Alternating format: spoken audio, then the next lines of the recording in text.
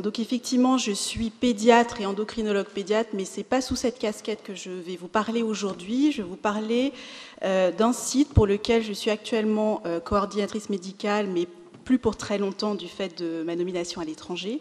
Donc c'est le projet Tous à l'école. C'est un projet qui a été créé et destiné pour les enseignants et les professionnels qui accompagnent la scolarisation des élèves malades ainsi qu'à leurs familles. Et vous voyez ici la page d'accueil du site internet avec l'adresse email. Et donc vous voyez que je n'ai pas mis de nom de personnes parce qu'il y a plus d'une centaine de personnes qui ont aidé à créer et à faire vivre ce projet. Donc moi, je ne suis que la porte-parole de ce projet. Donc je vous invite à aller regarder le site internet soit maintenant, soit après. Donc le plan de ma présentation, ça va être de présenter le projet et puis la charte du projet, de revenir un petit peu sur l'historique de ce projet, les différents partenaires qui nous aident à développer et à maintenir ce projet, le contenu bien évidemment, pour vous guider un peu dans ce contenu du site internet, les sites ressources et puis les rédacteurs de Tous à l'école. Donc le projet, donc comme je vous disais, c'est un site internet qui vise à donner une information généraliste pour mieux scolariser les élèves atteints d'une maladie chronique ou d'une maladie génétique. C'est pour ça qu'il y avait l'intitulé des maladies chroniques, maladies génétiques, mais je vais vous parler de ce que l'on peut mettre en place. Et il y a différentes fiches qui sont classées en 3-4 grands groupes, donc des groupes qui donnent des informations médicales, soit sur une maladie quand les parents ont souhaité donner le nom de la maladie de leur enfant au corps enseignant, soit en fonction de symptômes, si les parents ne souhaitent pas donner le nom de la maladie, mais disent simplement, écoutez, mon enfant a un problème cardiaque ou mon enfant a une hypoglycémie, c'est-à-dire un taux de sucre bas dans le sang. Il y a les aspects pédagogiques également, donc qui donnent qui donnent des orientations pour adapter la scolarisation et faciliter la scolarisation des enfants. Et puis le travail des associations, à la fois en donnant leur adresse, leurs coordonnées et les témoignages. Et puis, il y a toujours sur ces pages une phrase d'accompagnement du Conseil de l'ordre des médecins qui rappelle que l'information sur la nature de la maladie dont souffre l'enfant reste à la seule discrétion des familles et de l'enfant et qu'en aucun cas, il n'est question de donner une information personnalisée ou de donner un diagnostic. Donc l'historique, c'est un projet qui a été imaginé et créé vers 2004, quand il y avait le projet de loi qui est sorti en 2005 pour l'égalité des droits et des chances, la participation de la citoyenneté des personnes handicapées. C'est-à-dire que tous les enfants auraient le droit d'aller à l'école. Et donc, c'est un projet qui a été mis en œuvre par le docteur Anne Postel-Vinet, qui n'a malheureusement pas pu venir aujourd'hui, mais qui est vraiment quelqu'un de formidable et qui a permis de mettre en œuvre ce projet.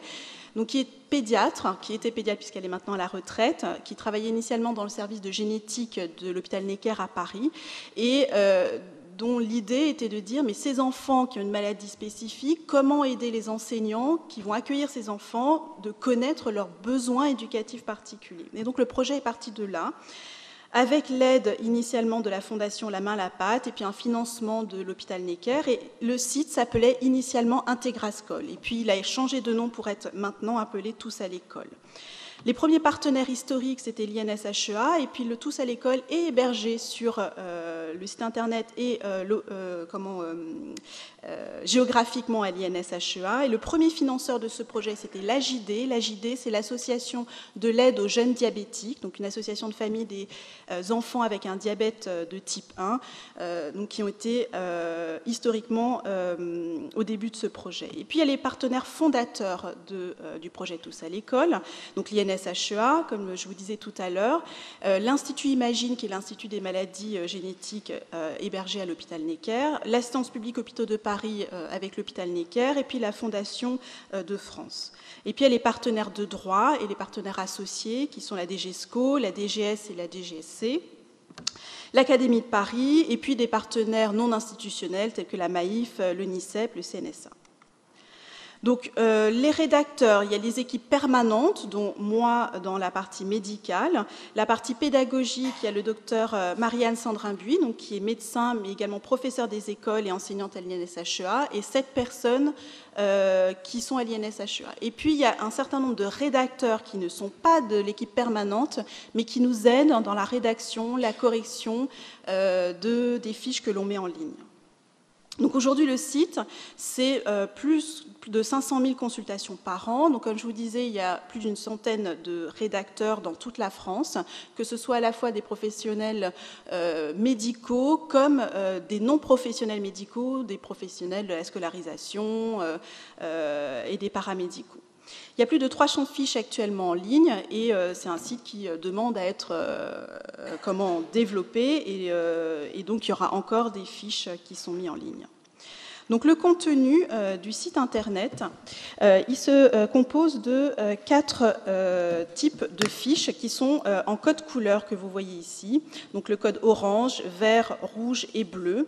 Orange, ce sont les fiches qui sont intitulées « Rendre l'école accessible », donc par exemple sur les récréations, sur les sorties scolaires, comment les préparer.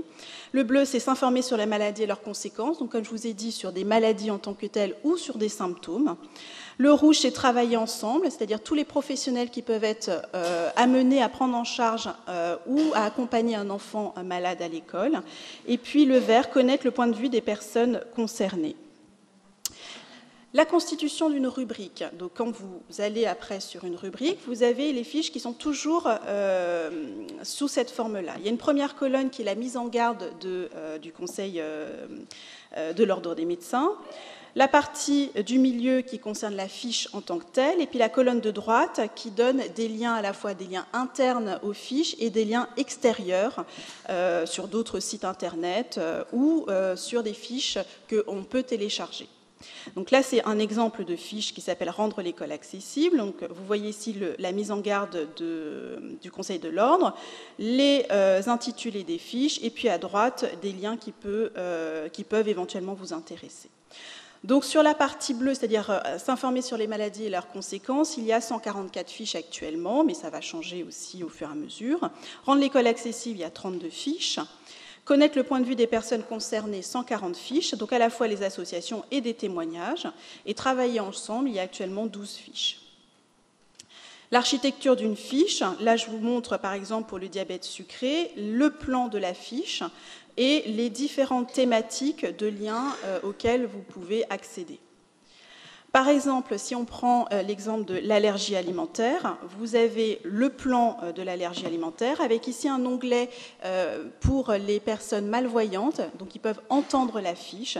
Et puis après, si on déroule la fiche, il y a le texte écrit. Et vous voyez ici, toujours avec le même code couleur, le lien vers l'asthme, par exemple, le lien vers des associations, et puis encore en bas, donc ça, il faut dérouler la page, vers d'autres sites. La déficience visuelle, donc ça c'est un exemple de non-maladie mais d'un symptôme. Donc il y a plusieurs maladies qui peuvent donner une déficience visuelle. Donc s'il y a un élève qui a une déficience visuelle sans forcément être aveugle mais juste des problèmes de vision, eh bien vous avez une fiche là-dessus. Et vous voyez ici le BEP, donc besoin éducatif particulier. Donc c'est une fiche qui a été orientée sur comment améliorer la scolarisation de ces enfants, comment aider l'enseignant ou l'enseignante quand il a un enfant avec déficience visuelle en classe.